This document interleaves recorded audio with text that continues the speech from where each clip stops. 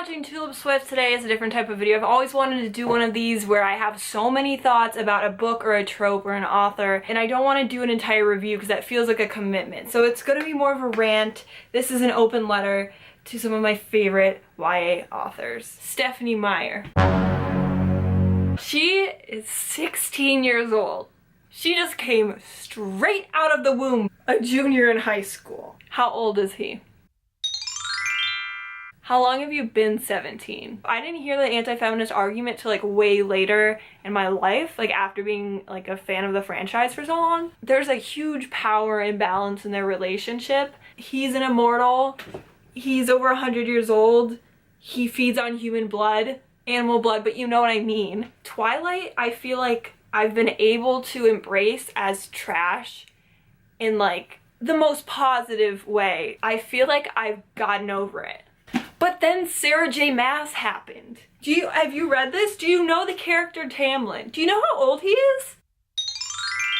I don't even think Tamlin knows how old he is. You know what word they use? Centuries. His lifetime is centuries long. How old is our protagonist? I don't know, like almost 19. She's barely legal. It's messed up. And I was like, fine, it's okay. This is a once in a lifetime love and romance, and it was meant to be. That's what I told myself. What the actual heck? We keep driving home with this book and A Court of Wings and Ruin is he's the most powerful High Lord of all time. Why is it so important to your storytelling, or is it just important to the dominance in this relationship? That's all I have to say about that. Actually, I'm gonna keep going. They're like, happy 20th birthday, Feyre. And they're like, oh, by the way, Reese, happy like 583rd birthday. Like, can we talk about how creepy that is? We read Twilight and ACOTAR from the woman's point of view, from the young woman who falls in love with this beautiful, immortal, powerful being. Let's just switch that up. Pretend that you're living your life, you have some powers. Oh, whoop-de-doo, I'm immortal. I'm pretty old, okay? I'm pretty old. Child who was born less than 20 years ago, my true love. Like, pretend you're like a 50-year-old. A 50-year-old. Pretend you're a 50-year-old person and you went after like an 18-year-old. Isn't that weird?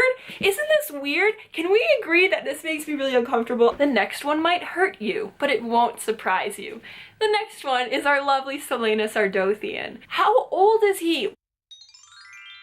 They're like, she's so old beyond her years. She's so wise beyond her years just because she's like been through trauma. Like, no, stop taking advantage of her. You know, have you ever tried to explain one of these relationships? I explained it to my sister and I was surprising myself with how much I've been accepting and like letting these relationships go by. You know, we can't let this happen anymore. Let's talk about Nesta and Cassian. How old is Nesta?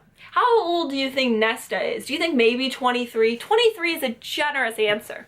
How old is Cassian? Let's think about that for a second. Why is this so weird? Because you don't realize what the heck you're reading. They're so old and Sarah makes it so normal and so sexy and so mysterious and like, oh, he's 800 years old. Like, no, there's a huge power imbalance. This is so creepy. He's totally taking advantage of her. How come, here, if you're still not on my side, ask yourself this. How come the woman can't be the older one? How come the woman can't be the immortal who falls in love with the teenage boy?